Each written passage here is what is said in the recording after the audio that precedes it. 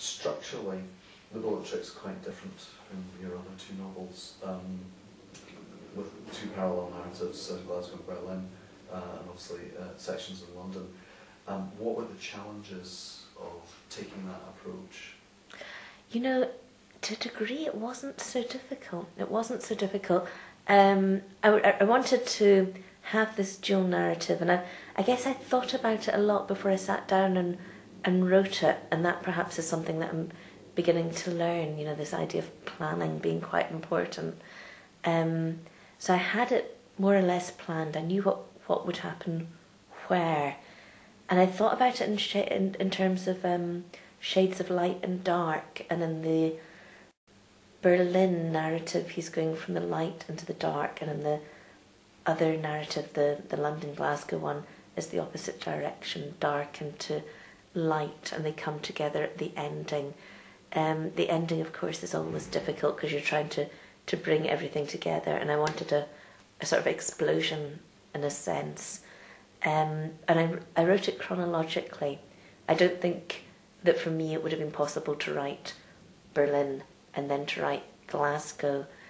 And certainly when I changed location, I'd have to think myself back in.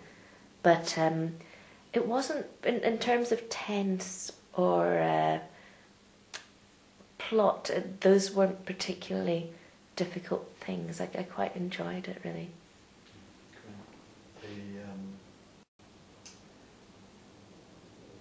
You've had quite a lot of involvement with theatre, on and off over the last few years.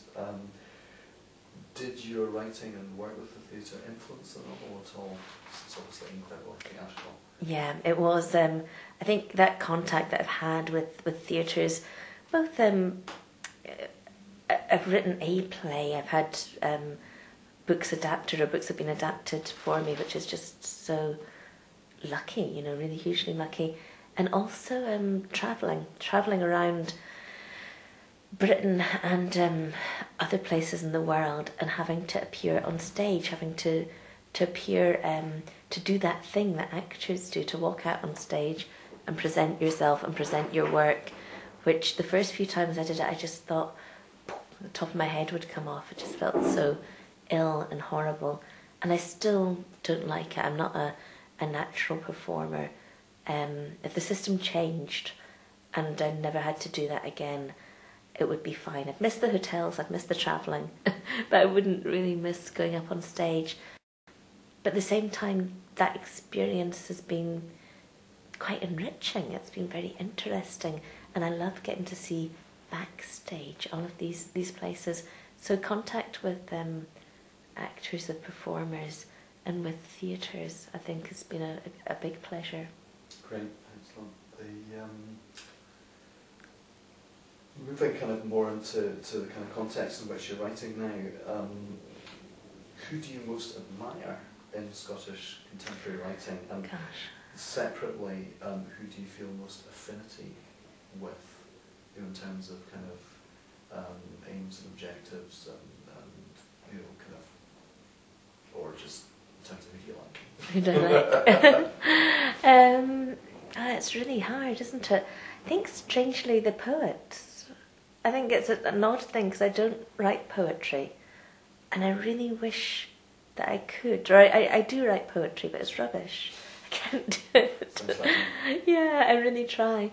So I think at the moment, in a way, we're going through this golden age of Scottish poetry. John Burnside, Frank Cupner, Kathleen Jamie, Don Patterson, Robert Robinson. I'll have missed those people that I've missed out.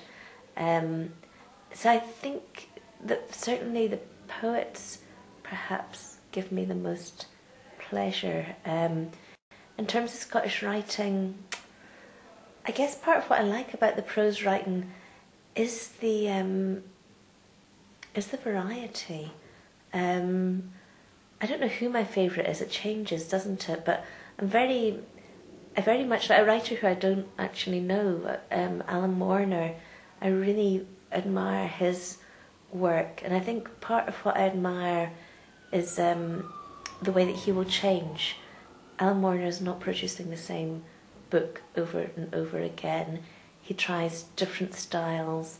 His use of language is astounding. You know, his use of structure is astounding. And he's somebody that's willing to take risks, you know. And he'll reach up here, and sometimes you don't always make it when you do that, but it's just really, I think he's quite thrilling to read at points. Absolutely, and the man who gave us Yeah,